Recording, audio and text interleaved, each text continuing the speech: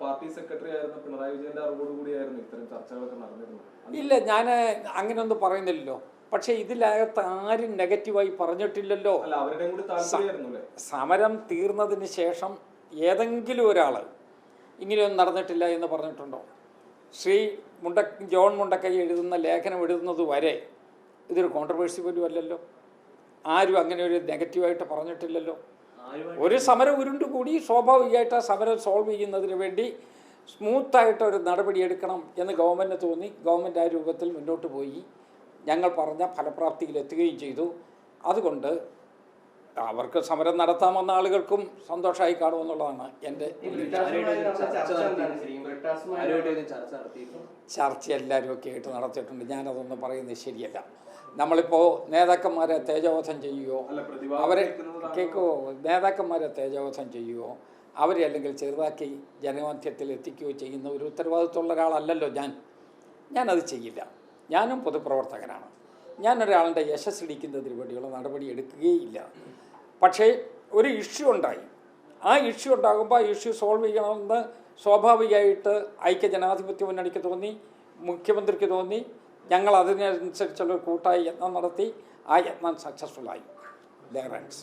ഈ സമരം അവസാനിക്കേണ്ടത് അടിസ്ഥാനപരമായി തുടങ്ങിയവരുടെ താല്പര്യമായിരുന്നു പെട്ടെന്ന് അവസാനിപ്പിക്കേണ്ടത്, അതോ സമരത്തിന് ഇപ്പുറത്ത് നിൽക്കുന്ന ആളുകളുടെ താല്പര്യമായിരുന്നു അതിൻ്റെ അടിസ്ഥാനം? ഞാൻ പറഞ്ഞല്ലോ, എല്ലാം തീർന്നു.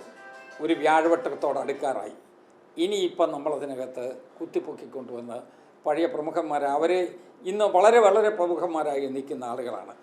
അവരെ അധിക്ഷേപിക്കാനുള്ളൊരു നടപടിയായി ഞാനത് പറയുന്നത് ശരിയല്ല. എന്താണ് എൻ്റെ പേരെന്താ?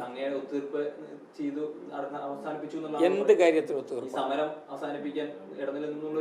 അല്ല, സമരം അവസാനിപ്പിക്കാൻ ഞാൻ ചെയ്യാൻ ബാധ്യസ്ഥനല്ലേ. സമരം അവസാനിപ്പിക്കാനായിട്ട് നടപടി എടുക്കേണ്ടത് എൻ്റെ ഉത്തരവാദിത്തമാണ്. അതുകൊണ്ട് അതിനു വേണ്ടിയുള്ള നടപടികൾ എടുത്തിട്ടുണ്ട്.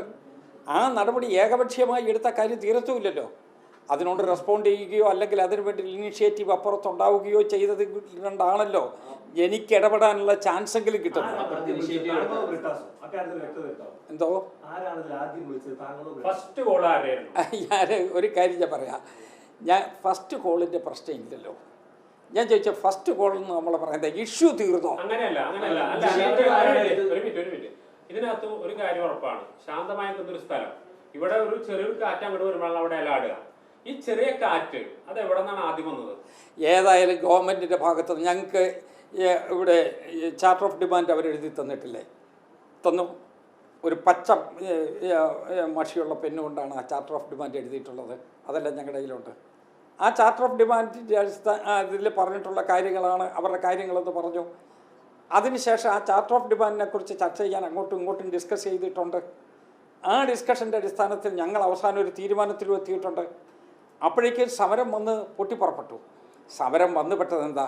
യഥാർത്ഥത്തിൽ തിരുവനന്തപുരം പട്ടണത്തിൽ തിങ്ങി ഞെരുങ്ങി ജീവിക്കുന്ന ജനങ്ങളുടെ മധ്യത്തിലോട്ടാണ് അഡീഷണലായിട്ടൊരു പുതിയ ഫോഴ്സ് കൂടി ഒരു 10,000-15,000 20,000 ആളുകളും കൂടെ വരുന്നത്. അങ്ങനെ വന്നാൽ അവിടുത്തെ ജനജീവിതം എന്താവും? ഒരു ദിവസം ആ സമരത്തിന് നിൽക്കാൻ പറ്റുമോ? ആ സമരം അങ്ങനെ മുന്നോട്ട് കൊണ്ടുപോകണമെങ്കിൽ അവർക്കുണ്ടാകാൻ സാധ്യതയുള്ള എന്തെല്ലാം വിഷമങ്ങളുണ്ട് എന്നുള്ളത് ഞാൻ പറയേണ്ട കാര്യമില്ലല്ലോ.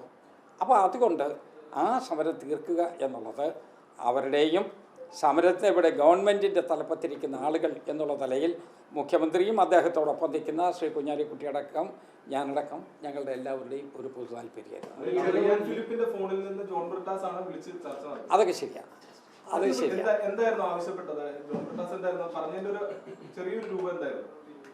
അല്ല, അത് ഇപ്പം നമ്മൾ അങ്ങോട്ട് ഞാൻ പറഞ്ഞല്ലേ ഒരു വ്യാഴവട്ടാകാൻ പോകുന്നു ആണല്ലോ. ഞാൻ കൊടുങ്കാറ്റ് പോലെ വന്നു, അവസാനം മന്ദമാരുതനായിട്ട് പോയില്ലേ. അതിനുള്ള ക്രെഡിറ്റ് ഞങ്ങൾക്ക് തന്നെ. അത് കോൺഗ്രസിന്റെ ക്രെഡിറ്റ് ആണ്, UDFന്റെ ക്രെഡിറ്റ് ആണ് സമരം തീർത്തത്. എങ്ങനെയാ ആ സമരം തീർത്തത്? കോൺഗ്രസിന്റെയും UDFന്റെയും ക്രെഡിറ്റ് ആണ്. ഞാൻ ക്രെഡിറ്റ് എന്ന് പറയുന്നില്ല.